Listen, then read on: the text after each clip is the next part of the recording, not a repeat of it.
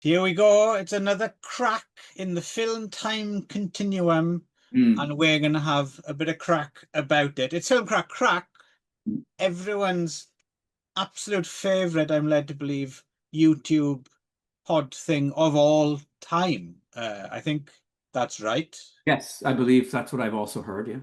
Yeah, yeah, The word on the street, Clive. I believe so. Mm. And here we are with another edition, you lucky, lucky fools. Mm. And so we lost another good one. It's another one of our obituary shows. We lost another good one. We lost Frederick Wiseman. Or didn't lose him. I think we probably know exactly where he is. He's not going anywhere, but he died. Yeah. He died, and he was quite old. He did quite well for himself.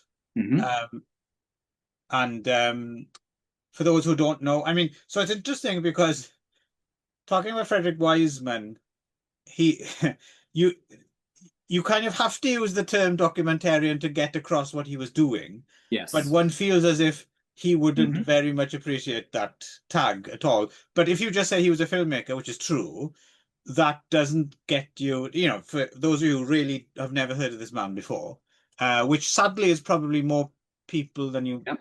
than he. I mean, I feel as if, well, we'll get into this as well. It's something. It's got a lot to do with the availability of his work in the past, but in the past few years, his stuff has been remastered and put up on various streamers, and there's discs and stuff.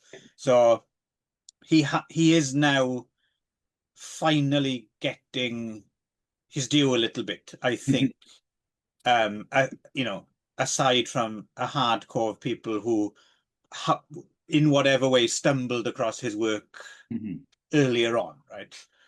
Interesting. I think he was probably better known amongst film critics than amongst the film viewing audience. I think if you go back Yeah, and look, and you like he was a kind of a cause celeb of the Pauline Kaels and all of those kind of right. names in yeah film criticism at the time. But you're right, the films unless you caught them as they aired on PBS, that was kind of it. Like for Yeah, they weren't necessarily, as you said, easily available. And I do think certainly Titicut Follies rather famously uh, meets I mean, it's now available, but it definitely would have met the parameters of this show in being banned for like the better part of 30, 40 years, right? yeah. Also, it's interesting. It's another thing about. So we decided we picked five. I picked five films. Four I'd not seen because I wanted to choose four I'd not seen, and couldn't avoid to ticket in a way. I'd seen it before, but I think we had to include it. And then you checked another one in as well, which I'm glad you did because that one, in a way, was was my pick of this selection. Like I was Okay, really interesting. quite blown away by that one. Okay. Because we watched it, I always had in my mind that Titicut was a little bit of an outlier, Mhm. and his other films were slightly more. Or we'll talk about this as well because it's not quite accurate, but slightly more objective, I suppose, Right. might be the phrase. But no, that's not quite right. Although definitely his later works do strike you as a bit more just pure slice of life. But I know. as he would have been the first person to tell you, there's no such thing as a purely objective documentary because you edit, you Yeah. make choices, you show things, you don't show other things. So because that's the thing, I think. So to put you in the right space, if you don't know who this guy is, let's you look at the documentary form, right? You've got lots of celebrated documentary filmmakers, and kind of almost at the opposite spectrum, you'd have another genius of the documentary film who wouldn't like you necessarily to call them documentary films, Hmm. Errol Morris, right? Yeah. Who is, I often pair them in my mind as well as yes, being even though their approach is totally different. yes. And also, if you're interested, I don't know if you've seen this. So about a year ago or something, there was, you can find it on YouTube, there was a Zoom chat between Errol Morris and Frederick Wiseman, Oh, which is nice. really interesting. Uh-huh. And yeah, Errol Morris is a big fan of his, but he's almost the opposite in so much as his manipulation of the format is front and center and Yes. unapologetic, right? Yes. Yeah. Um, and then somewhere in the middle, as I think, so if you're thinking in terms of what most people think of when they think of a documentary, you're probably thinking of the Ken Burns school, right? Right. Uh, narration, lots talking of heads, voiceovers. Yeah. yeah, and trying to teach you Yeah. a specific narrative, Hmm. right? And again, nothing against that. In fact, I'm a big fan of some of Ken Burns's stuff. The one his brother made, Rick Burns, New York, a documentary. I don't know if you've ever seen that, like a Oh, mini series about the creation of New York City. okay. Is just fucking you will go from Okay. episode to episode to episode. It's really Wow. good. Um, yeah, so I'm a fan. Sorry, slight aside because this bugs me a little bit. This is my chance to get off my chest. Sorry, I'm chatty. When it comes to Ken Burns, is his music documentaries, like I'm thinking particularly of jazz and the country music one, which are both really, really good as well.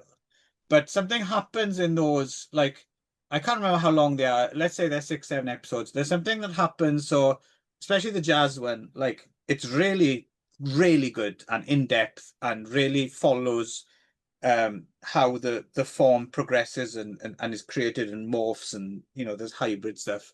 And then about the 70s or something, the last couple of episodes, he kind of loses the plot and he doesn't because he's not cool enough to actually know what's cool in jazz What was anymore. cool then? Yes. Yeah, and it's all just Winston Marsalis, or something. Nothing against Winston Marsalis, but Hmm.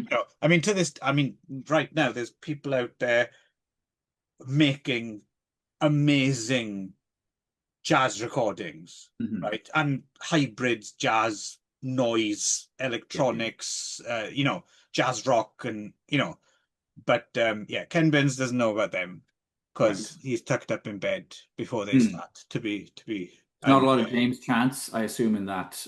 no, yeah, see, that's what I mean, and that's like fucking Mhm. 45 years ago or something now, right? But Right. yeah, so those docs are, and the country music one is similar as well. I learned a lot actually from the country music one in particular. It really gave me a deeper appreciation for country, which I'd never had before. But Mhm. anyway, so that's what most people think of. Now, imagine those, and So actually, no, I'm not going to even. interrupt you just for a second, Clive. Yeah, Where does Herzog fit on the in your mind? Is he closer to Errol Morris? I suppose he is than to. yes, Okay. I think so. But then again, I think Herzog's kind of maybe off on his own little island of Herzog, Right. where Mhm. yeah, I'm not sure if he even fits into this. Something so fiercely personal about what he does. I think even more than maybe Errol Morris in a strange way. Yes, whoever of course was a huge influence Yeah. on Right. Aeronauts, right? Yeah, so no archive footage, no talking heads, Nope. no narration. You just are thrown in. Often you're not even told where you are, I noticed, which is really good. Hmm. It's not like he's obfuscating it because sometimes it's the title of the Yeah, the piece. Yeah. hospital or, Hmm. something. Yeah. But you don't know which, and you're just thrown in and you're not introduced to anyone. Some people become major characters through repetition, like, oh, this dude again, like, or Yes. something like that. Hmm. And and because of that, it's as close to an organic kind of objective experience. But as Wiseman himself will be the first to tell you, no, no, no, no, no, because I go somewhere and I film and I film and I film and I film, and then I'm locked up in an editing suite, creating Hmm. the piece. So no, it's not there. There is nothing.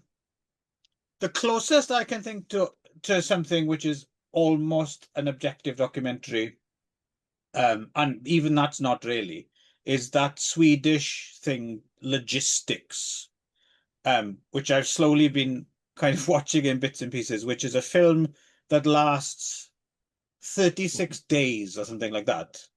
Yeah, I was complaining about the 4.5 hours of City Hall. But yeah, that's next level. Yeah, which follows like I think like a pedometer. They take a pedometer and they start at its end point where it's being sold in Switzerland, and then they drive, and it's just like a POV camera of them going to all the places in the process of the manufacturer, Right. like all the way back to the source material. And Hmm. it has been screened apparently somewhere. You could go for like yeah a month and watch it like hours a day at the time or something like that.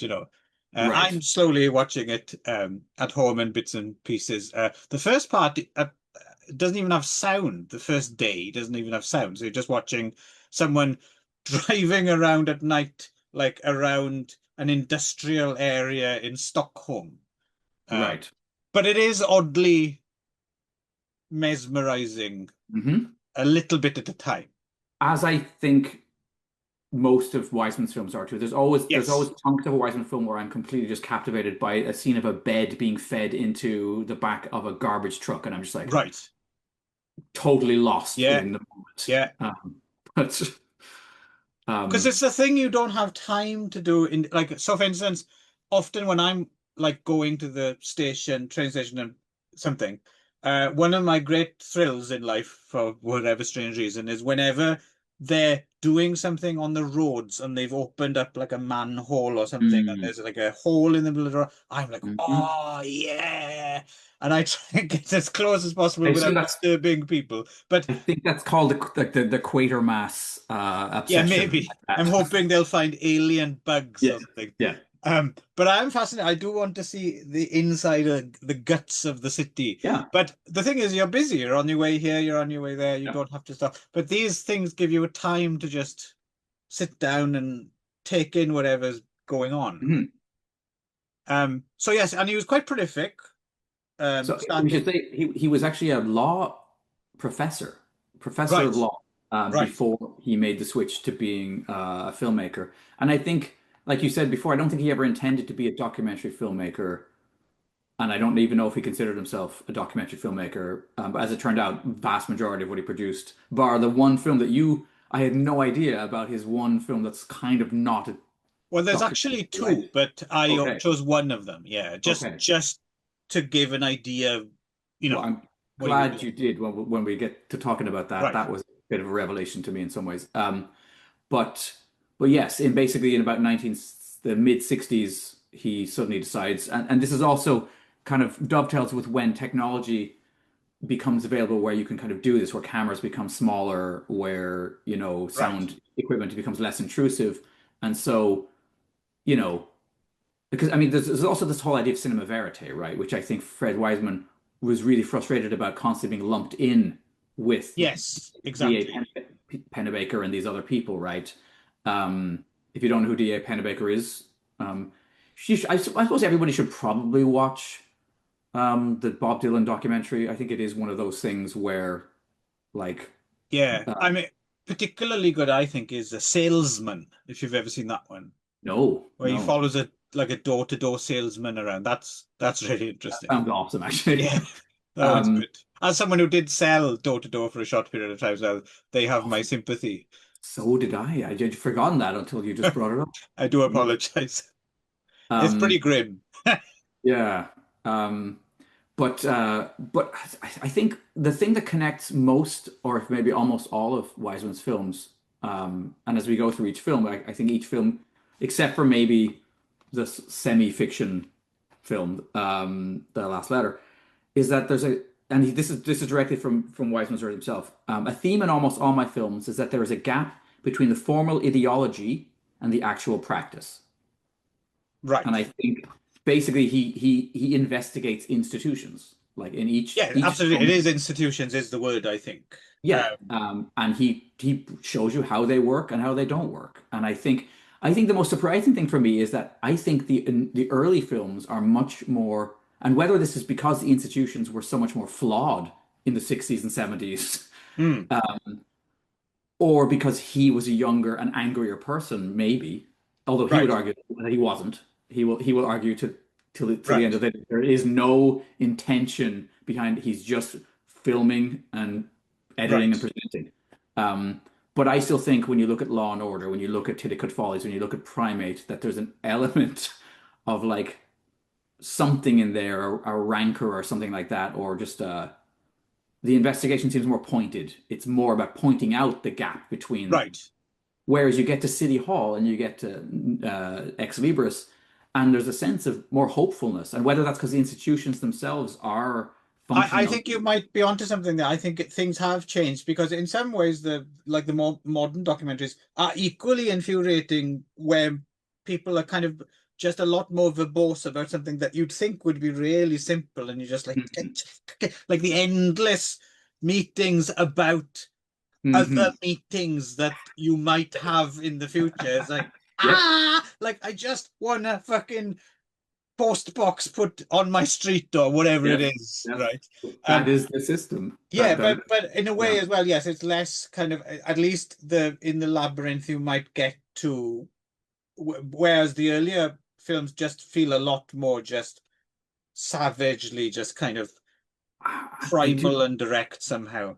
And the people themselves, like, I do feel like whether they're failing or succeeding, the people in the later documentaries are really trying to kind of make the world a better place or to serve the society's needs or whatever it is. Whereas Yeah. in the earlier documentaries, well, I mean, maybe we should talk about Titicut Follies because it is a good Yeah, place to start. yeah, I just before I was going to say as well, and this is not definitive or because I haven't seen all these films. So, but just from the stuff I have seen, I'm wondering if our third one, Canal Zone, might signal a bit of a widening and a change in, Yes. because there's something about that which kind of opens up a little bit, and it's Mm. slightly, and which I also found fun. But yes, okay, Titicut Follies from 67, right? Mhm. Um, where is this place? Is it Bridgewater State Hospital for the Criminally Insane in Massachusetts. Massachusetts? Yeah, that's Yeah. where we go. Yes. So yes, so basically it's a nut house as they used to be called. Yes. It's a home for the criminally insane. Yes. Again, which you're not told really. No, You just kind no. of figure it out. Figure it out. Yes, yeah. Yeah. Um, yeah, I mean, It's a lot shorter than the films will get, yes, but yes, it packs a powerful punch. Again, whether intentional or not. It's as I said, it's the one that's interesting because of all of the shit around it. I mean, the film itself is fascinating yeah, and powerful and deeply disturbing. Um, but in some ways, it kind of becomes a bigger thing because after it was initially released, the organizations involved attempted to have it shut down immediately once they realized yes, what he had done, even though they had agreed initially to let him in and they all yeah, those things performed in front of the cameras by the staff there. Suddenly, when they see it edited together, they're like, "Holy shit, this makes us look yeah. really bad." Which is Um, what interesting as well, because I feel almost as if, and again, from this shows like points up Wiseman's point that no, this isn't as objective as you may think, because there's no doubt that some of these people are acting up for the camera. yeah, yeah, Like very some of much. them aren't. Some of them I suspect are probably like that all the time. But some of them are clear. And most disturbing is the guards, right? Yes, And the yes, way they absolutely. fuck with there's like Like that guy Jim. They're like, Jim. is your room clean, Jim? Is your this clearly out of his mind guy who's naked? And I don't know why is he naked? Because he took his clothes off. Did they take No, his clothes off? no, no. So he's a It's like suicide. Guantanamo Bay shit or something. Yes, he's a suicide risk, which we see later on because he ultimately does end up, I think, starving himself to death or something, right? Because he's the one who we see Right. being prepared at the end. Which, yeah, Yes. that's And grim. again, it's not like we said, these characters are introduced, and it's up to you to, you're like, oh, is that the same To keep guy track or of not? them. Yeah, no one's going to Yeah, tell you, right? You but have no, to pay attention. the guards seem like they're engaged in some sort of, yeah, like you said, torture, like some sort of bizarre Yeah, mental of people who are already severely struggling with their mental health. Like it's yeah, and and the doctor, whatever wherever he's from, Eastern Europe or whatever, he's terrifyingly like yes, yeah. lacking And the in thing is, and this ability. is slightly unfair, but you can't avoid it just because of things like Doctor Strangelove and our Hmm. collective history of stereotypes. The accent doesn't help, right? No, not at all. The fact that he's there, well, tell me exactly now what you think about your mother or something. It's like Yeah. you could pretend it doesn't, but it really Oh, it does. really does. Yeah, Yes. Um, and so, I think Jim is kind of the center, in many ways, the center and the heart of the film. And as a few reviewers, you read some quite good reviews of the film, kind of point out, like, in some ways, every now and again, he'll say something where, like there's a point at which somebody says, like, go have a drink of water. And as he leans over to take it, he goes, is this on the house? And it's right. clearly a joke, like, and it's Yeah, a, yeah, you know what I mean? Like, and because he's an ex-school teacher, which is a kind of, I was like, oh yeah, this is where you end up. If you do that, if you do Did my you clean job your room, properly. Nick? Nick, did you clean your room? And of course, his room is empty. There's nothing in his room. So even Yeah, that, like, it it's is. some weird needling, like, It is but so strange. It's like it really is that thing. Is that Edgar Allan Poe story, isn't it? The system of Dr. Tan, whatever. It is the inmates have taken over. Like you really do yes, feel as if these guards are former yeah. uh, inmates. And there's another a guy. There's two people who are in there who seem to be in there for, and this used to happen a lot, I think. And so I once met an anarchist from Italy, Pietro Farua, who was living in uh, Portland, Oregon. And he had been a conscientious objector in Italy at a time when na the national draft was like it wasn't negotiable, right? Basically, Right, you had to do it, or if you didn't, you were thrown in jail. Um, so he refused to do it, but instead of throwing him in jail, they threw him in a mental institution. He's basically saying the right, only reason you would refuse to do military service is because you're insane. right. So he spent time in a mental institution, and ultimately was released and then presented with the same choice. Do you want to go into the military or do we declare you It's insane for life? it's Orwellian, isn't it? In a And way. this happened in the 50s, right? The Yeah, 1950s. yeah, yeah, And yeah. so he fled and he ended up living the rest of his life in the US. And he was quite a center of the international anarchist community and, very cool gentleman. But anyway, yeah, but it was just, mental institutions were used as a threat and as a place to put people who were political agitators, who were Oh yeah, yeah, yeah. I mean, questioned the, I wonder what the rate of recidivism is because I mean, again, just I don't know, but I can't. It just the the idea of putting a whole bunch of people yeah, with, you know, either different. problems with Yeah, brain chemistry or yeah, something, all in one place where they don't relate to one another yeah. and there's no core of so-called normality. Hmm. I don't understand why anyone would think the result is going to be Positive. Yeah, yeah, positive. yeah. Yeah, yeah. No, no. It's the least efficacious way of helping people with struggling with mental illness is to put them all, concentrate them all in one place, and then surround them with a Yeah, bunch of guards who seem to be deeply disturbed people as well, and a it's doctor who also seems to be disturbed. it's the institutionalized version of Jane Eyre's Mad Woman in the Attic, Yeah. really, isn't it? Yes. But more dangerous because they're interacting with more mad people in the same attic, right? Yes. And they're laboring under the impression that they're helping. I think that's the most disturbing thing. I think that if you ask the doctors and you ask the guards, they would have believed, yes, this is good. What we're doing is a good Right, thing. right.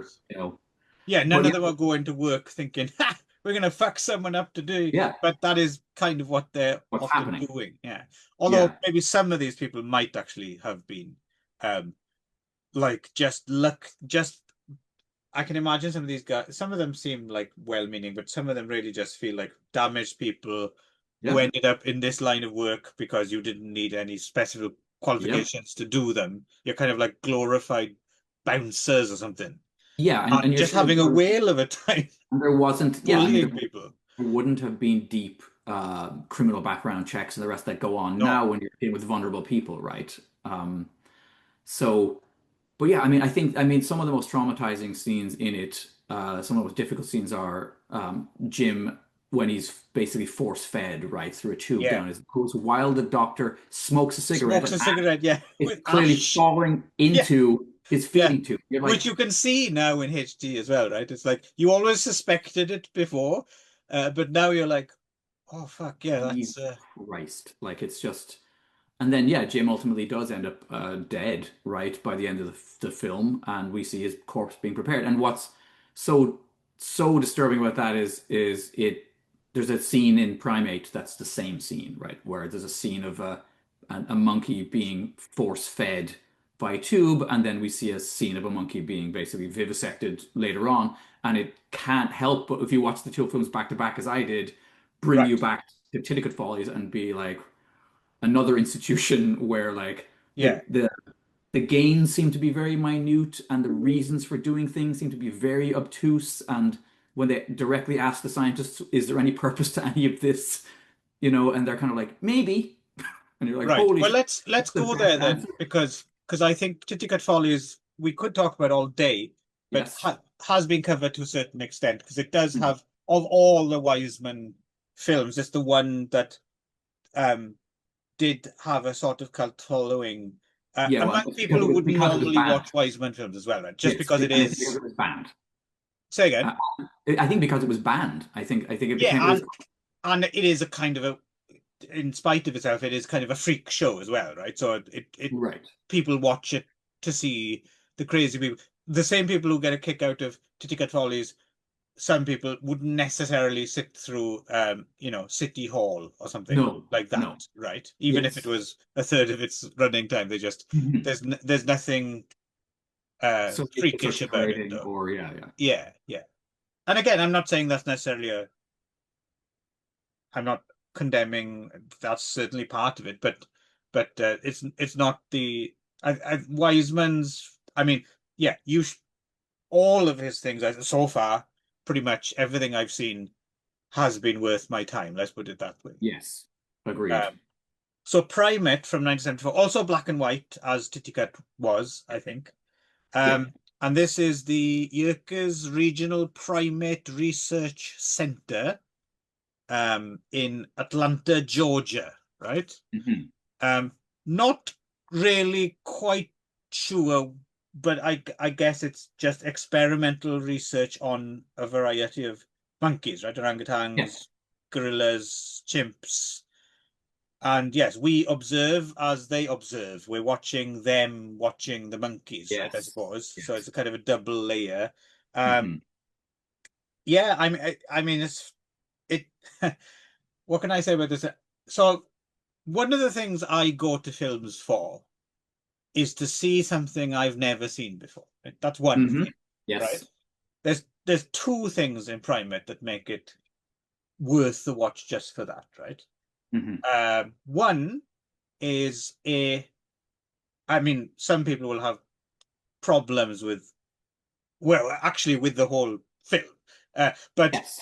Yes. yeah, Yes. if you're a If you are an animal or if you are a member of PETA, uh, yeah, the thing is, this is one of these things where, I mean, the film could absolutely be used as like a fundraising like weapon in the hands of people yes, who are concerned about animal work. Now, that's funnily enough not Fred Wiseman's intent at all. no, He simply wants to go in there and show you what's yes. happening in this institution Yes. uh, And I'm also without going. ambivalent to a certain extent because some of this, I mean, I'm ambivalent I mean, it's difficult to tell nowadays, but especially the further back in history you go, obviously animal testing on a certain level, there's the moral conflict, but I do eat meat and Yeah, and also, I you mean, didn't watch that documentary, but that's one I'd like to potentially put in yeah, for yeah, the next time if we come back. And I would like to come back to Wiseman maybe next year.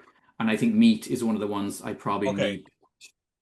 Um, and but also on the other hand, yeah, okay, but if you're going to make products that are safe for humans, and you are testing things on my beloved cats, for example, I'm a big cat. I don't like to see cats in distress, but I don't know there if I can really be hardline anti it because do I want to see the same experiments run on humans? Right. I think it does depend. I think if when experiments are done for medicinal things, right? I understand potentially why, but I think when for example when Mary Kay was famously doing all that animal experimentation, so that they could sell more face cream and fucking lipstick, then I'm kind of like, no, you don't need to smear Right, lipstick in rabbits' eyes. Like there's no right, why. Like what right. is the purpose of this? But because this is a Wiseman, the reason, and it's quite smart in a way, it avoids all that because it just throws you in. So some of the experiments seem needless, Yep. but we don't have the context to know whether that's the case or not. Right, but then what's fascinating is there is a point at which the scientists themselves directly acknowledge Yeah, that this is like true. they Yeah, don't actually know, and they're kind of, well, maybe 50 years down the road, someone will find some utility behind right. this thing we've done Which is multiple true. times, Yeah, which is true, but yeah, like, you yeah. know, like it what like do we need to know that if you insert a vibrator in a monkey's ass that you can increase its like Well, seminal I'm not qualified to judge. okay, I'll all plead the right. fifth on that one. All But anyway, right. back to so there's two things. There's a scene in which I think it's a squirrel monkey is dissected and they Mhm. cut his head off, take the Ah, skull yeah. off, But we should and say is vivisected. The thing is alive when they do yeah, that, that's true. That's true. which That's is fucking yes, hard. yeah. It does uh begin um alive, and also it's very difficult to judge. I was watching it carefully. I still couldn't tell you at what point it dies. Right, I know. Do you know what I mean? Yep. But the sight of a little squirrel monkey's head in a vice Hmm. in close up while someone pokes around his brain is something I've never seen before and is a very haunting image that for me personally went beyond squeamish. Or I was just We like, just kept waiting for Matthew Broderick to come and rescue the monkeys. ah, That was my. Do you what's that? remember that movie, Project Project A, X. or Project X, or Project Yeah, A, or something Project like is that? the one with Jackie Chan and Sammo Hung. Right. Yeah, Okay. Yes. yeah. I also was hoping they would show up and rescue the monkeys. But actually, for a second there, oh fuck, no, I've lost it again. There was something about Titicut Follies that I wanted to. Anyway, So oh there's yeah, that, sorry. and The then the Titicut one. Follies was sorry, Mm, just so that go on. Wiseman's documentaries have often been used by fiction filmmakers. So I believe Titicut Follies was screened for the the folks, the cast and the crew of One Flew Over the Cuckoo's Nest. That would make sense. And I believe Basic Training was screened before they shot Full Metal Jacket. Yes, I've heard that as well. I And think I Kubrick was a big fan of Wiseman in wouldn't be general. I think. surprised. That makes a Yeah, lot of sense, actually. So I would wonder if I doubt the people who made Project X screened Primate, but you never know. yeah, yeah. Maybe Matthew Broderick was a big Hmm. Wiseman fan. Um, yeah, yeah. So Maybe they there was another screened piece. Near Death before making Ferris Flatliner? Bueller's Day Off. Oh no, Or I think they Flatliner. came out at Right, the right, same right. time. Anyway, so So there that's was kind that of scene? grim. Have you seen Near Death? No, but I will because That's I think I'm going to watch them yeah, that's all. the one set in like a terminal ward of a hospital. So like the whole time, like in the middle of other scenes, you suddenly hear like "Doo," like flatlining in the background. It's it's pretty grim. Um, Hmm? but yeah, but the other scene is the closing scene, which is Yes. for The anyone zero who's ever seen it, I think they don't forget it because it's just so again, you're weird. thrown in without context, but I think what's happening is it's an orangutan and Hmm. in a perspex like a case, like perspex stocks almost, it can't move. Yep. First, you see it like carefully being taken in a forklift and loaded onto like it's a jet of some kind, right? It's a Yep. military jet plane. The thing takes off with an orangutan, scientists, and massive 70s computers on board. Hmm. And I guess they're trying to monitor like what happens to a primate's brain when it hits zero gravity or something. And they do. They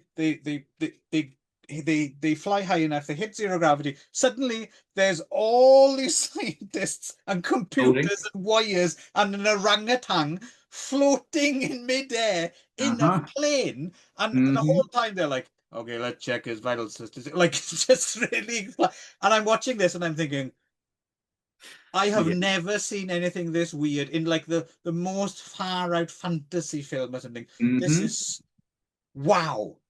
Wow. Yes. And you would never think to capture even Wiseman, I bet he didn't know he Oh, I'm was sure he going had no to idea he get was going to get that that. footage. And he must have just been ecstatic. Because you Hmm. wouldn't think that, but and clearly it's something that must have happened more than once, right? Like that's And the other thing that's disturbing is again, so we know what is the utility of this? Well, the utility of that must have been for the military industrial complex, you would yeah, think, yeah, it must be, yeah, I'm or assuming. the space Yeah, program in some way, yeah, right? yeah. So yeah, yeah, yeah. I mean, it's also just fascinating to watch the the scientists, all of whom again are quite hairy because it's the 70s, so they've all got like sideburns and mustaches and beards, and they're all kind of scratch. Occasionally, we see scenes of them just kind of scratching themselves and picking their noses, and so you start to kind of like again, much like with Titicut Follies, where the question becomes like, "Ooh, who's actually mad here?" You know, it sort of becomes in the game Yeah. like it's one group of primates torturing another group of primates in Or like this. the with the monkey, they put that fucking box on his head with the electrodes, and they're watching it fuck another monkey, and they're just like critiquing. Yes, yeah, or that's It's ooh, that's just, a nice this is direction. your job? What? Yeah, and again, what's the purpose of this exactly? Where is this leading? Um, but yeah, no, it's brilliant. I mean, It I is. think Primate is. I'm glad you threw it in because it wasn't in my original list, and I'd never seen it before. And yeah, it is. And again, it's proper, almost beyond criticism, lightning in a bottle good. But let us not forget, once again, no, no, no, no. It was created by a man in editing. yes, And it is, yeah, no, it is quite extra. It was definitely my pick of this bunch. I didn't know because you never know. Again, because they all have such prosaic titles, right? Like yes, yeah. you never know what's going to be hidden inside Mhm. one of these. And yeah, no, I'm probably going to end up watching all these films as well, just because yeah, you don't know. But I want to stretch it out and savor No, each one. as I said, I think maybe we come back to it every year. That one of our shows, or in some way, we deal with them all, or try to, Right, because I would right, also because I do feel like it's a history of the modern world, of the post-war world. Like by right. taking cameras into so many of these foundational institutions in our lives, whether it's the meat packing industry, whether it's the police, whatever it is, right? The high school. I mean, high school is also an incredible piece of work, Yeah, right? yeah. And High School 2, the follow-up, right? Yes. And the one about the police. Yeah, the welfare is another one I watched. I remember being really interested. I mean, they're all. I'd be very surprised if there's one that's like, oh shit, like it Yes. kind of Yeah. doesn't work like that. I don't think. No. Um, Anyway, so yeah, so getting starting to get a little bit longer, hmm. and from a few Still black and years, white though. uh, Still black and white though. still black and white. 1977's Canal Zone, which Filmed is interestingly during the bicentennial. Um, yes. So because this that is kind of comes basically up. the Panama Canal, or specifically like it reminded me of that book we read actually, Fordlandia to an extent. This kind of Yes, uh yes, totally. very super like more American than you can imagine in America community because they're all abroad, right? So they have to Yes, remind yeah. themselves how gosh It's the darn American they are. it's the British in India. Yeah, It's the yeah. Americans in Brazil, as you said. Yeah, And this is a bit more wide ranging. So you see like it well you begins with it begins with us kind of focus on the actual. So it's called Canal. Did we say it's called Canal Zone? It's yes, about the Panama Canal. yeah. Back then. Oddly prescient to watch this right now as well, I It's thought. not the only Like film that's oddly prescient to watch no, right now. no. So was The Last Letter, distressingly. Yeah, but it But was it was just like, oh, this is interesting because this is not a million miles away from some of the functionality of Straits of Hormuz, right? This is how yeah. it works. Um, Mhm. but yeah, that's fascinating in itself because I love, as you know, anything nautical, but Oh dredging and shit like that, like God. And that scene is held for long enough to really satisfy. Like it's yes, I do like that he doesn't cut away before you really get a feeling for what's happening.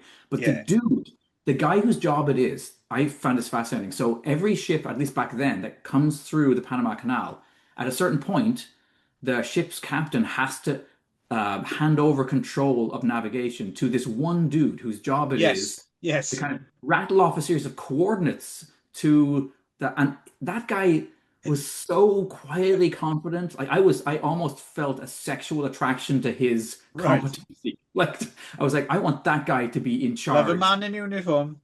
There was, I feel like right now, when I watch the news, when I interact with local politicians, when I watch Canadian, particularly the US, how dysfunctional it is, You want how someone many who actually knows what they're doing. yes, how many people are lacking in like like really strong understanding of what they're doing. That guy knows his Yeah. job like Be to careful though, because that's how they get you, right? They get you in that position first, and then you become the yes. 50s housewife in a nice frock, but hiding her bruises from her neighbors with makeup, right? Exactly. Yeah. Um, but no, it just competency. It made me feel like, oh yeah, it's nice to see Yeah, no, absolutely. Yeah. competency. And that guy is just I was fascinated to watch him just stand there on the bow of a ship or be in a little boat next to it, just calling Yeah. out Yeah. these minute incremental, changes in course navigation in order to get through. And then the ships go through one by one, Yeah. you Yeah. know. Yeah.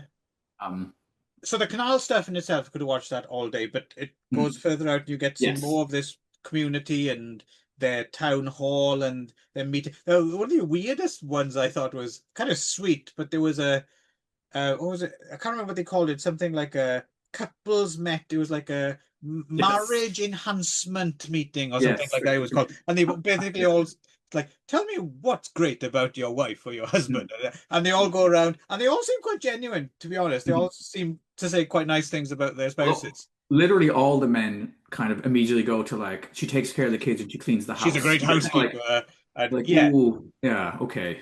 But yes, they do generally seem to love their yes, yes, yes, and um, some of them are quite Robert Crumb looking thing. Like every yes. you next some beautiful woman will be like, well, what I admire most about Eugene is he knows his mind, and then they go over to Eugene, who's just like and he's like, what I love about Marjorie is she really knows how to look after the house, and it's really entertaining. Little I can't remember Hmm. how long that scene is, but it's kind of touching as well. I thought, Yes. Yes. as weird as this group of people are. Do Um, you know what I have to say? When I was watching it, I became like really I long for Wiseman to have gone to Okinawa. I would love to have seen a documentary made around the same time of Maybe someone else did. There are some documentarians here of a similar ilk as well that I've slowly been. So okay. there might be something. It's just because I mean I took me because I spent quite a bit of time down there. It took me there with this idea of there is a very much this visible US presence in Okinawa around the bases, right? And they have their own restaurants, their own, and they kind of interact with Okinawan people, but kind of don't. And in that way, I was fascinated by this kind of multi-level hierarchy in Canal Zone between you have the military at the top within the Yeah, Canal Zone itself. yeah, And then you have the kind of the civilians who are complaining about the fact that why do the military have certain privileges that we don't have? They can use certain right, places. And then right. you have the actual Panamanians who are kind of the Yes. bottom of the totem pole in their own country. Yeah, yeah, or at least in that part. Yeah, yeah. No, And it this is. is, It is fast. And again, it's like you said, it's an institution. So it's very much an institution. And I I like mean, the old fella on the ham radio too. I'm always happy to like have a scene the guy who like gets a call from somewhere in the States yes. and No, all that stuff is fascinating, but it's the yeah, it's just that weird displacement thing which manifests in this super patriotic yeah, attitude. And the but it's young weird, girl isn't it? who 'Cause gives the it's the commencement thing address. like whenever you meet people here, for instance, expats here who have really fierce things like I meet British people who have these really kind of strong fucking immigrants in the UK, and you're like, when was the last time you were back in the UK? Oh, I haven't. I've been here since 1976 or something, and you're like, what? And Why do you also, even you're think an you? immigrant, you fucking Yeah, moron. yeah, Don't, yeah, you yeah. live in a country where you are a visible But minority. you will find that you will find. I I mean, know. I've bumped into. There's probably a higher ratio of MAGA Americans here than you know, and also I mean, like famously as well. Again, very some of the worst cases of totally like myopic, hyper Zionism is Jewish Americans as opposed to Israelis. Right. Until maybe recent times. Recently. But yeah, but so so the fact that that's the thing. The Canal Zone is a good example of what he does as well. Is like, okay, this institution that's fascinating. The ins and outs, the mechanics is fascinating. But on top of that, there are Yes. these layers, right? Hmm. Which again, I'm not sure if he had any idea he was gonna find No, that I don't or if think it, so. yeah, think yeah, I think he just goes there, films, and then is like, oh, this is interesting. Let's go Yeah. film this. One Uh, thing I read a few interviews with him. One thing no one seems to have either didn't ask him or the question was evaded or I dense and I didn't pick up on it. But one thing I would really like to know is how he chose his topics, because you could choose almost anything really with the Wiseman method, right? Like if you had your yes. head on straight and you knew what you were doing and you had the interest, I think you have to have the interest. I don't think you can fake the interest. I No. think that's crucial. You can feel the camera is interested, right? Hmm. You can't just point it at something. I really do feel that, even though I'm in general not a very superstitious man and anti kind of non-scientific bullshit, the one non-scientific bullshit thing I believe is that a film camera, can film intent somehow. Like if you're just pointing something at something, same thing, could point the same camera at the same object, but the person with intent, it'll capture something else, which is Right. not demonstrably scientifically not true, Right. but I believe it to be so. Okay. Sure. Okay. Okay. Anyway, so um yeah, so I would like to know how he chose his topics, or if if it was just whatever the next thing came along, if someone happened to mention, oh, I can get you in at, I because think it was probably both. I suspect it was yeah, probably maybe, both. because I can imagine there were some things he probably wanted to tackle, but then other things, like he's so kind of, he can, if he has the interest, he can find the, anything worth filming, right? So Mhm. I can't imagine him turning him something if someone said, oh, I work in the local butcher shop or just something Mhm. like that, he'd be like, oh, I could, Yep. you know. Hmm. So, shall we move on to the next one? I think so. So, yeah, so this is I was aware that Wiseman had made two non-fiction films, sort of. Hmm. So I thought we'd throw one of them into the mix because I'd never seen one before. I was kind of curious, and you don't often hear people talk about them. So No. we chose The Last Letter, which is a brief, it's like an hour, isn't it, really? Yeah.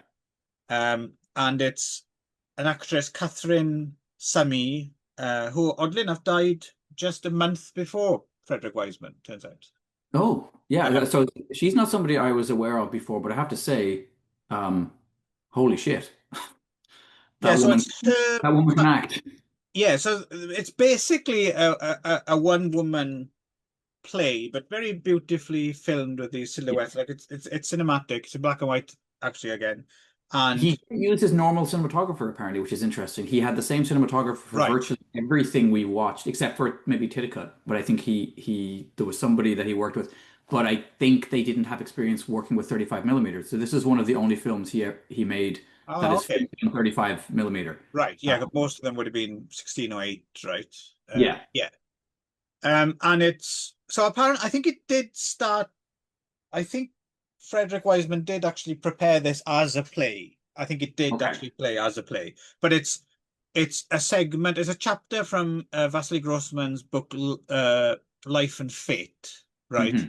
Which has been turned into basically a 1 hour monologue, um, uh, um, delivered by Catherine Sami or Samier.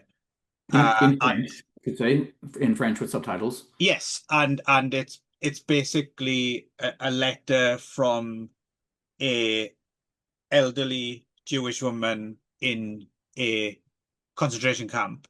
Yeah, yeah. She's in the a ghetto in the Ukraine somewhere. And she's Russian. But basically, yeah, she's yeah. And then I Yeah, mean, in the novel, apparently, her ending is made explicit, but we can certainly sense where it's going from. yeah. But basically, she's kind of talking her personal journey that ended up at this point, right? Like she goes into details about, yeah, like how how the ghetto was raided and all that, and Yeah. yeah. Now I suspect we might have different feelings about this then, because even though I kind of thought this looked very nice and I admired what it was trying to do, I have to admit I found it entirely unmoving. Uh, Oh. Okay. which Interesting. I should have found this very moving. And so for me, that means there's something a bit wrong, or I'm a bigger cunt than I thought. Um, Hmm. you seem to have appreciated this greater than I did. I'm glad I watched it, but I kind of see why people don't talk about why Right. fiction, if this is a indication of what the other one is like. Hmm. Yeah, no, I mean, yeah, I found passages of it moving for sure. And again, like we talked, or like you said a second ago about Canal Zone, prescient in some ways. This certainly feels again like there's a lot of connective tissue. I mean, talking about fascism, talking about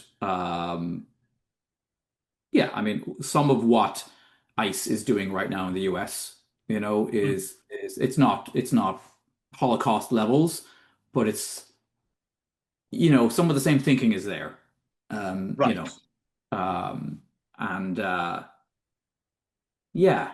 So yeah, I did. It's also interesting too because I also feel like they've deliberately, and whether this is true of this book as well, they've kind of made her a sympathetic figure, but also an unsympathetic figure. Some of what she's kind of doing to her son through this letter is kind of laying a guilt trip. It felt to me. I Mm. remember feeling like, wow, well, you could have eschewed that stuff and made her more wholly sympathetic a figure.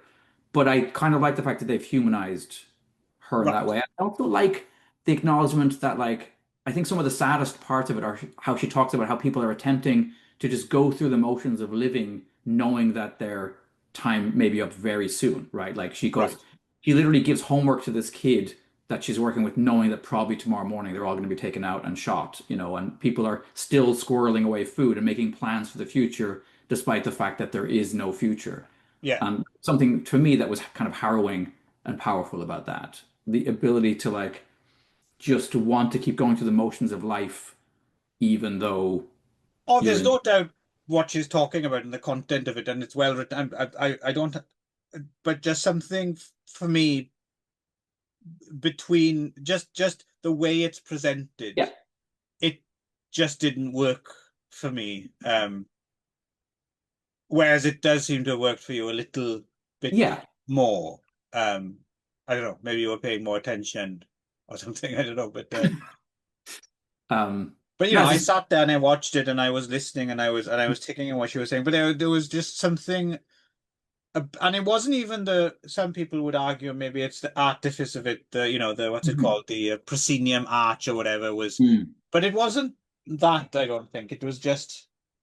I don't know. I suppose there's a certain burnout that comes as well, inevitably with these narratives, because even though each person's story is different and personal, there is after a certain point, you're like, I don't know if I want to hear Mm. about this kind of again, even though you should be reminded of it. Yes, But but you and I maybe have had more. I mean, I think what's worrying is the number of people who don't know, yeah, right? see, I The, forget the, the extent this. to which this stuff I is not forget taught, this. and Yeah. right now especially, right? Like the extent to which some of this stuff is no longer really taught in schools. Like the Is yeah, that right? Do they not?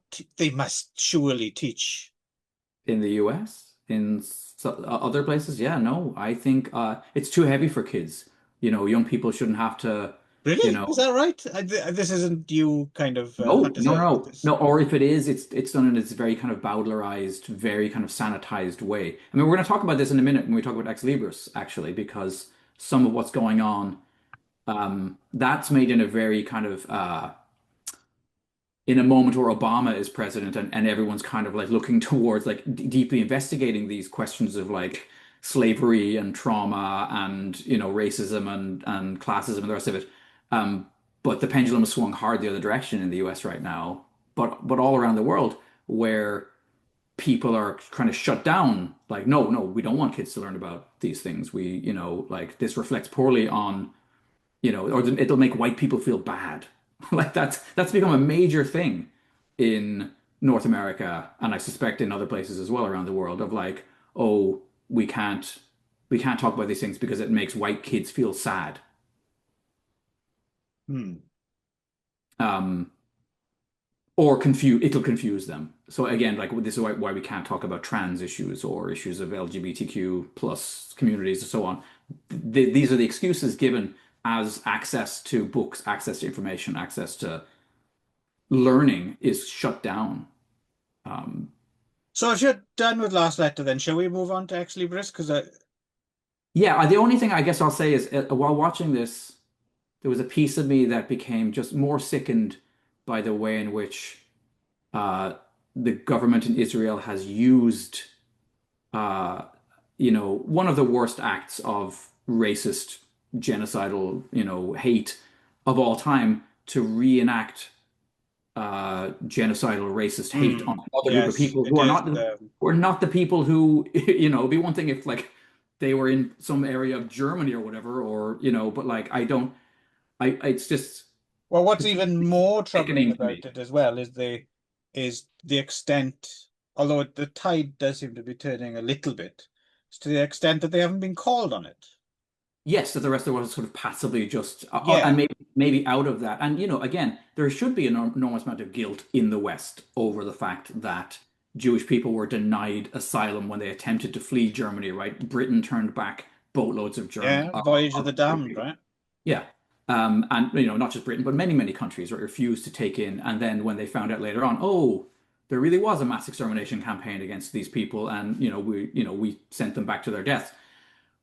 But that only takes you so far when what's No, of going on course, yeah, in no, the no, Middle East right now is appalling, right? it's So surprising to me that in some ways I because I was so fascinated that I did study the whole Israel-Palestine conflict in some detail a few years, not becoming an expert on it or anything, but just kind of dotting some I's and crossing some T's because I was confused about the confusion, I suppose. It seemed to me right. like not cut and dry, like there are definitely, you know, extenuating circumstances and a little bit of grey shading there. So it was, but basically I seem to be quite confident to come down on one Yeah.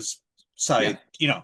So I figured, well, there must be more to it. So, and I went looking, and I found a lot of fascinating information, and it is a fascinating topic to research, and I could research it more and more. It's endlessly fascinating, all sorts of different ways. But nothing ever came close to challenging hmm my your first basic feeling. Yeah, kind yeah, of no. pro-Palestinian, you know. Yeah. So that confuses me as to why it should be confusing. It shouldn't really be confusing. No. And you do start to get a bit conspiracy minded at some point. Is some deliberate obfuscation has taken place, or if it is just something that genuinely does seem to have kind of gone out of people's control somehow. Um, but at a Yeah. certain point, like you said, you have to draw a line, and you're like, no, fuck, just fucking stop it, Yeah. just And stop it. there's a reason why I think in Ireland it's especially um, Ireland has come under fire because basically the nation of Ireland has taken a Very fairly hard-line sympathetic to, stance yeah. against, the IDF and what's been going on. And Not um, IFD. We like no, them and no, Phil those Mack. guys are great. Yeah, they're Yes. fine. Yeah. But there's a scene, or no, it's not a scene, but I was watching a not documentary. I was watching an interview with Blind Boy, Oh whatever, from yes. Rubber Bandits, right? Who is a tremendous, as you know, is a tremendously intelligent, very well read, gentleman. And he was talking about one of the reasons why the Irish are so sympathetic to Palestine. And he talked about this piece of history I didn't know about. I knew about the Black and Tans. I knew Mm, about, Mountbatten and all. I knew about obviously that era when they're attempting to put down rebellion in Ireland, right? mm. But what I didn't know was when it all finished, when Ireland gained its independence, that a huge number of those people who had been sent to put down the Irish rebellion were redeployed to the Middle East and sent Yes. down Palestinian, and so it's the same, literally the same people. Yeah. And It then makes more recent, sense. I mean, well, that's what they're trained to do, to right? do, So yeah, yes. yeah. So the same kind of bunch of fucking monsters yeah, reenacted the same kind of brutality in Palestine. But then the starvation piece as well, right? The deliberate. I mean, Ireland is always going to be a little Right, bit oversensitive to the idea of mass starvation. right, right. Uh, you know, and so yeah, I mean, there's a reason why Ireland was the country that gave the most money. I mean, it's partly to do with Bob and his fucking crazy hair. But like during, We Are the World, all that shit, right? Yes, You know, yeah, per capita, Ireland was the greatest giver of money to Ethiopia, but it's yeah, directly connected to the famine, right? yes. Again, sadly, misdirected money and energy because it ended up that Oh it yeah, was totally misappropriated by of a course. dictator who Yep, bombed and spread and yeah. yep. But anyway, Yes, books. yes, yes. Books. Ex-Libris, a look at the New York Public Library. So we've Two, jumped way further we into did, again, yeah, yeah. I but don't I know think it's why, interesting. but that's what No, happened.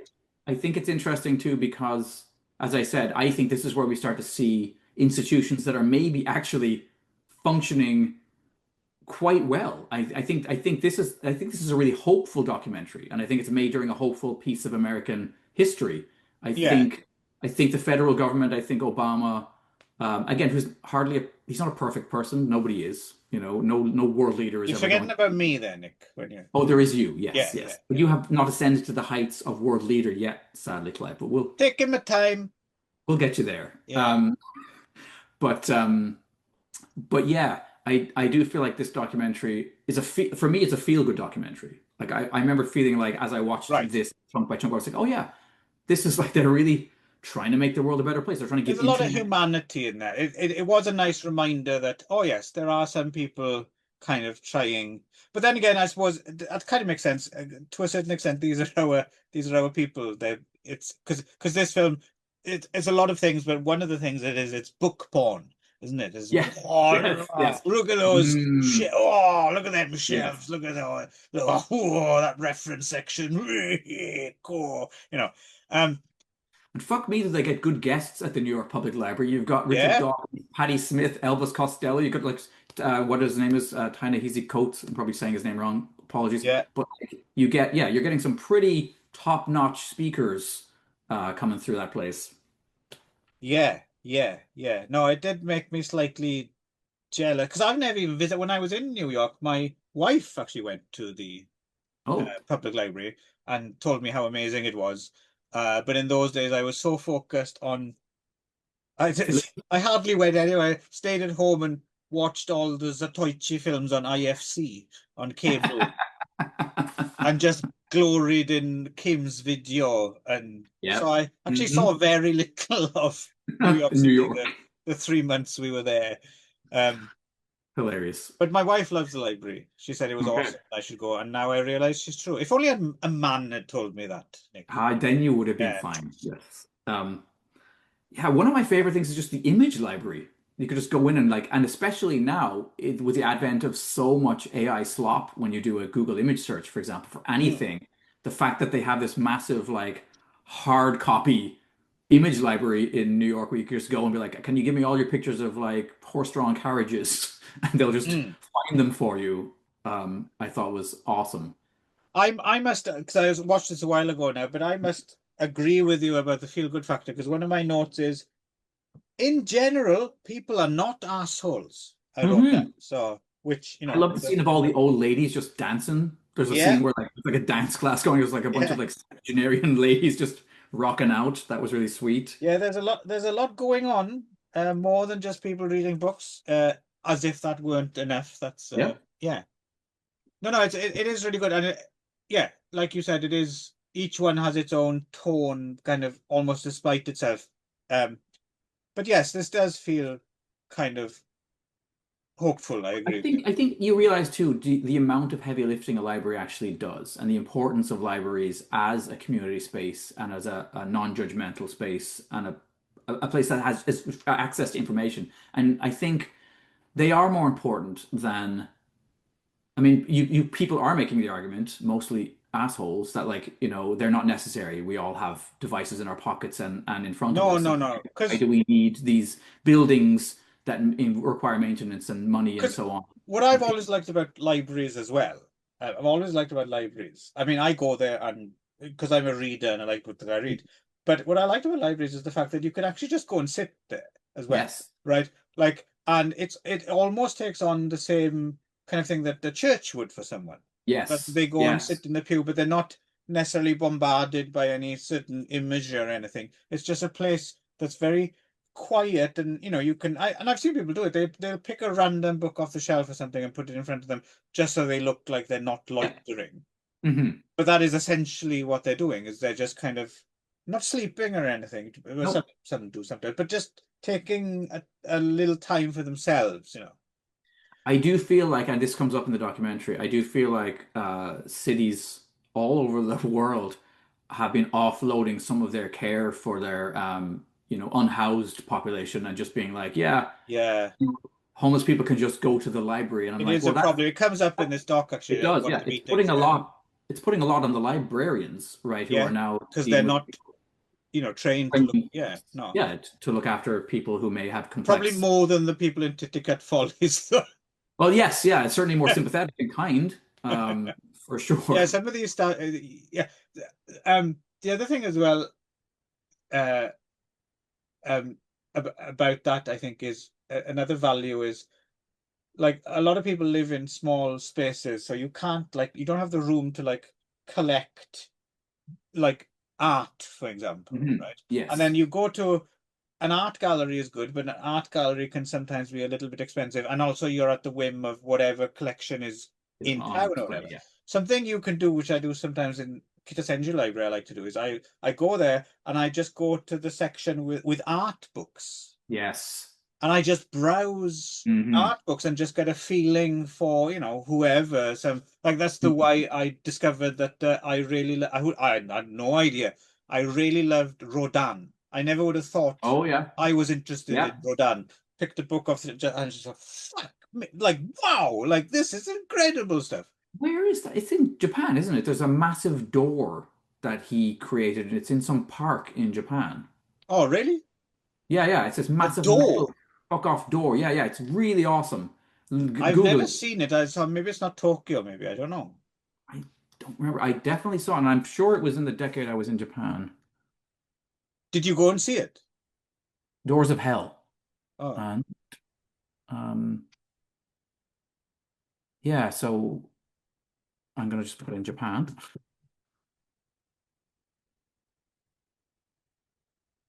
Yeah, yeah. It's somewhere in Japan, or at least this or a is copy made or a by copy. the famous sculptor stroke flying monster Rodin. That's exactly the one.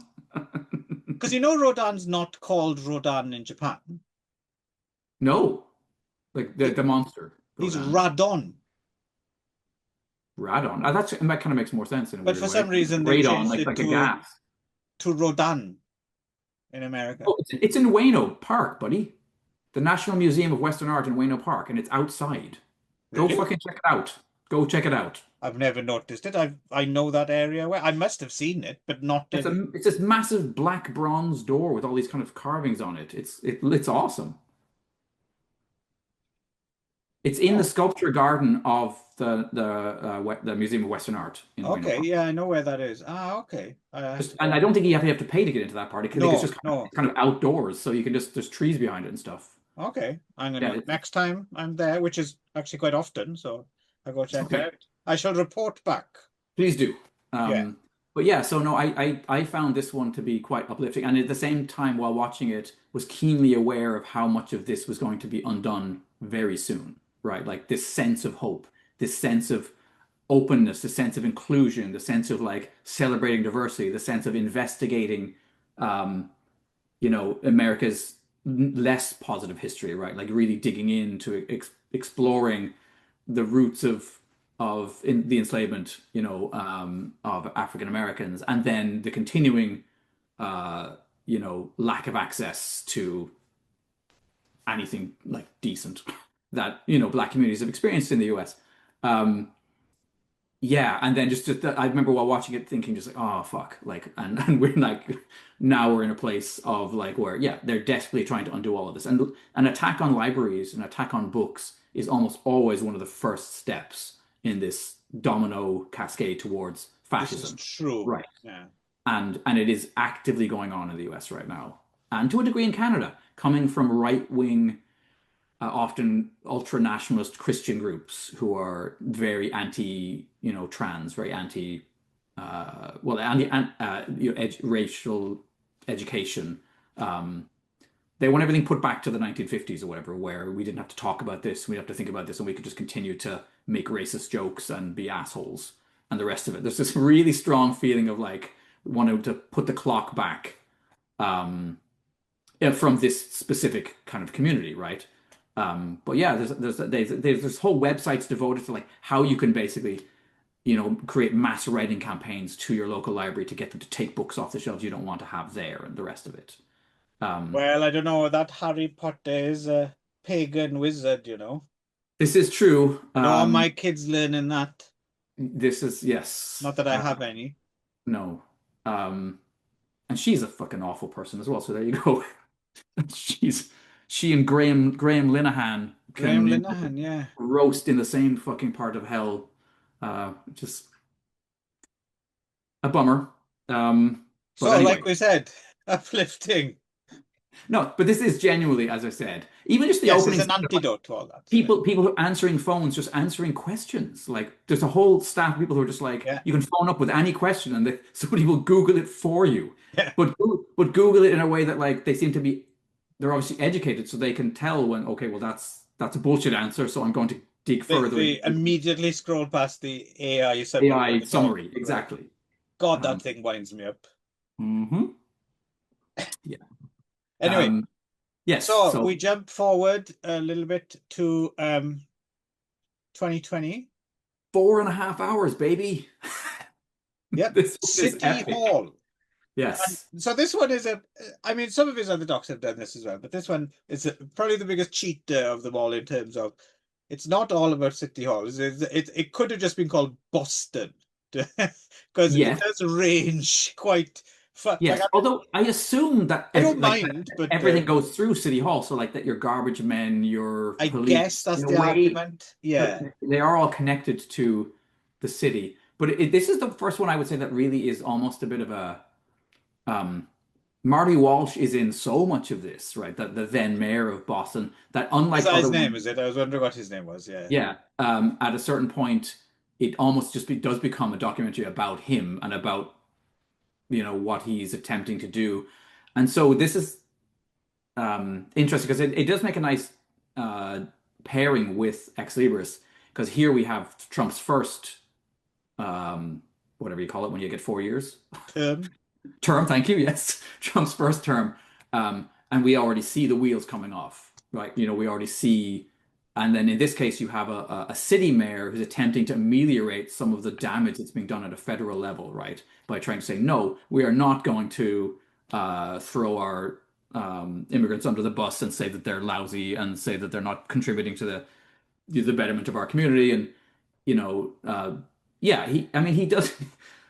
He seems like a sweet guy, and he seems quite an unpolished politician. Like when he speaks, Yes. there's a feeling of like, oh, this guy is not really very like, Quite off the cuff seeming, isn't he? yeah, and And he and a lot knows a of little bit about a lot of stuff, but he doesn't seem like a smart ass. Like not at he's just like, all. well, I just happen to know this from on it's always I learned this from someone else, or Yeah.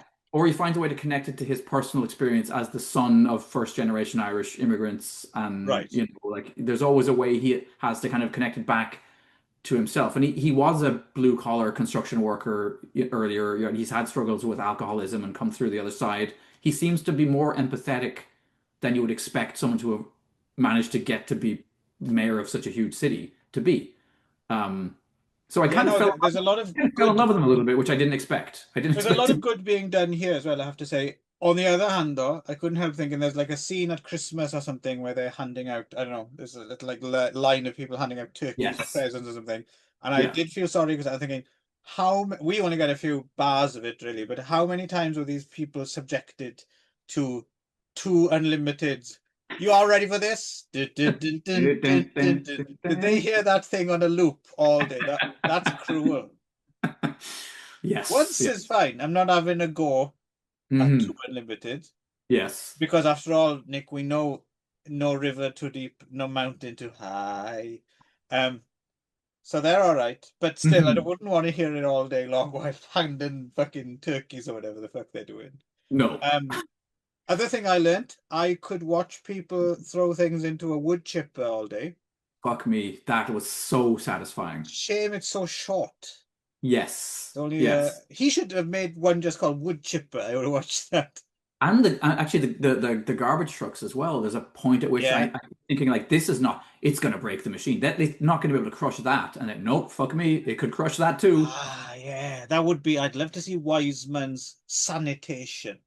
Oh, yeah, I could easily watch 4 hours of people just throwing stuff into garbage trucks. But you got all sorts here. You got all sorts of you and they go to Fenway Park for a little bit, Hmm.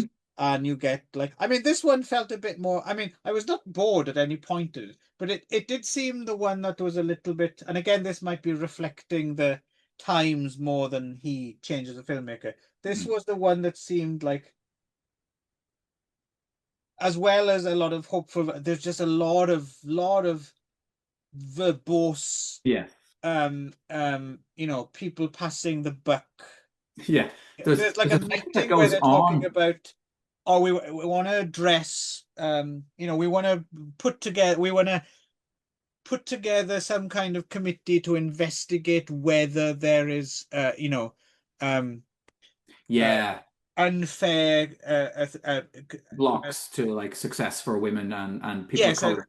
Yeah. and someone asks very well, they say, okay, right now, so you're saying you want to look investigation into, and I'm thinking, well, I know this exists. I don't need an investigation. I need Yes. it Yeah. to Yeah. Yeah. change. I'm And then telling you right everyone's now. like Yes. very good at like, oh, okay, and they take it on board, but then basically they still say what they would have said all along, but Yes. with this preface made up on the Yes. spot, which Yeah. which is slick. It's well done. You can tell why they're in that position, but Yeah. convinces no one in the room, right? You can Yes. almost Yes. see them like, oh, fuck, again, Yeah. Yeah.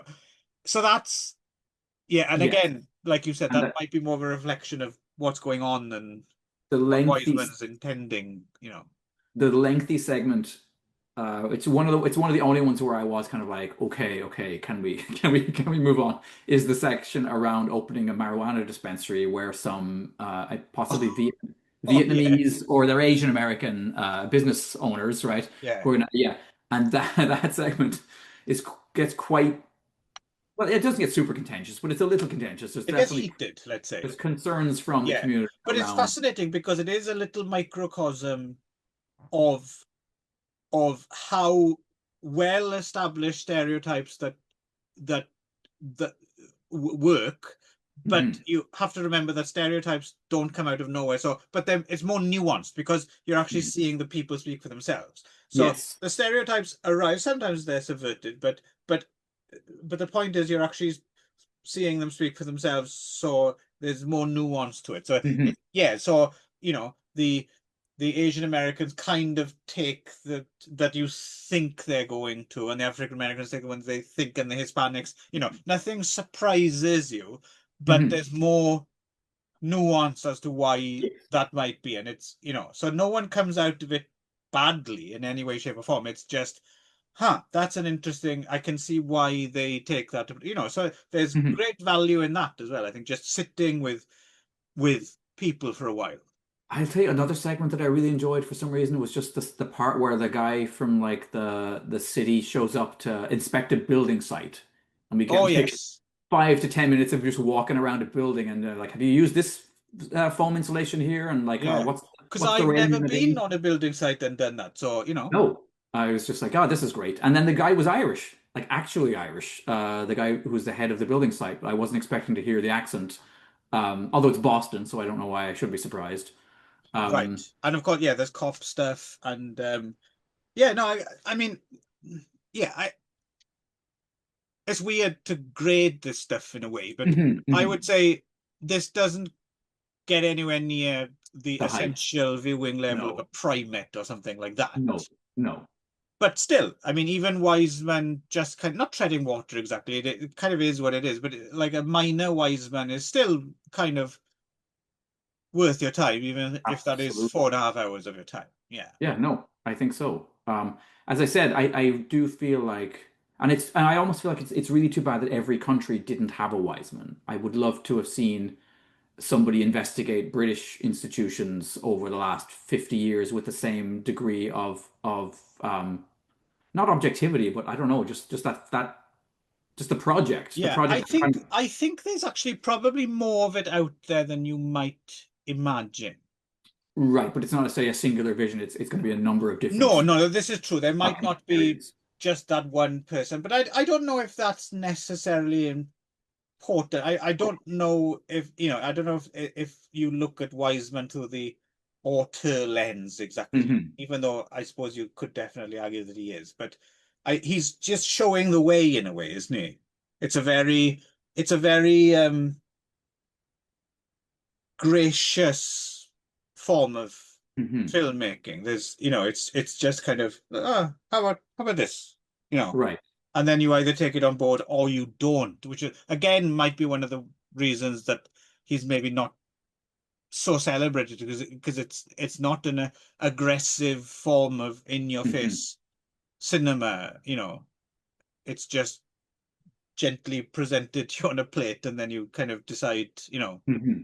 but but don't make the mistake of thinking that it's all super polite, because No, no, some of no. this facts is some of the most. I remember scenes. Is it welfare? One of them has some um junkie like freaking out while some paramedics are trying to help Okay.